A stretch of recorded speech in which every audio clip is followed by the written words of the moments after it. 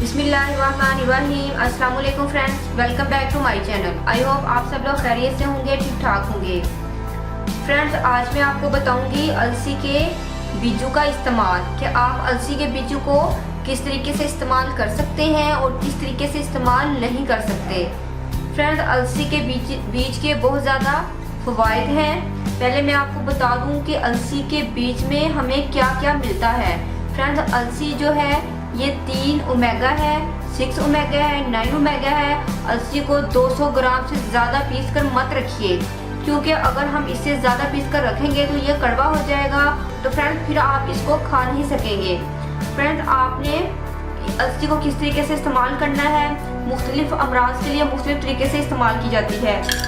Friends, वो लोग जो कोलेस्ट्रॉल का शिकार है, उनका कोलेस्ट्रॉल बहुत ज़्यादा बढ़ जाता है, तो फ्रेंड्स उनको अपने कोलेस्ट्रॉल को लेवल करने के लिए उनको चाहिए कि वो 1 टेबलस्पून रोज़ाना दोपहर खाना खाने के बाद 1 टेबलस्पून खा लिया करें।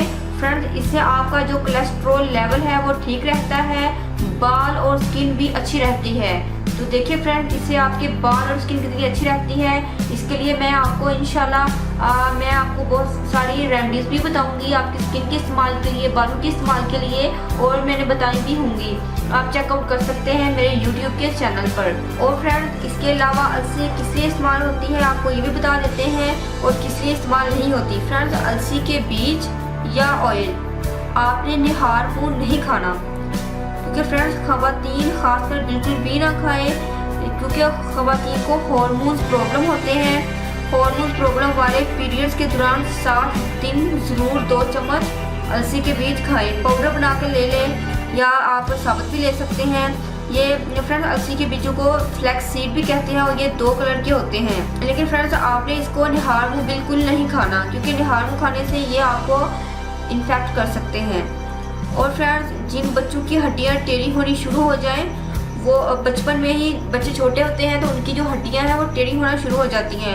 तो फ्रेंड्स, माँ बाप को ध्यान देना चाहिए कि उनके बच्चे वाकई नॉर्मल है या उनकी हड्डियाँ टेढ़ी हो रही हैं। फ्रेंड्स, अगर आपको इस तरह की कोई अलामत नज़र आए तो फ्रेंड्स आपने अलसी का तेल लेना है, या फिर आपने लेना है जैतून का तेल। इन दोनों में से आपके पास जो भी तेल अवेलेबल है आप वो लीजिए। इसके साथ फ्रेंड्स आपने अपने बच्चों की मालिश करनी है, अच्छे तरीके से मालिश करनी है। और फ्रेंड्स, आपने डेली बेसिस पर बच्चों की मालिश करनी है। इंशाल्लाह बच्चों की जो हड्डियां हैं वो ठीक हो जाएंगी, और नौज़ादा बच्चों की आप मालिश करेंगे तो उनसे बच्चों की हड्डियां भी ठीक होंगी, और उसके साथ बच्चों की सेहत भी बहुत ज़्यादा अच्छी रहेगी। तो फ्रेंड्स, ये था अलसी के बीजों का आसान सा इस्तेमाल, और मैंने जो आपको इसके अंदर टिप्स दी हैं, मैं उम्मीद करती हूँ कि आपको मेरी वो टिप्स भी पसंद आई होंगी, क्योंकि ये ऐसी इंफॉर्मेशन है अक्सर लोगों को पता नहीं होती, जिससे वो परेशान होते हैं और बहुत सारी बीमारियों का शिकार हो जाते हैं।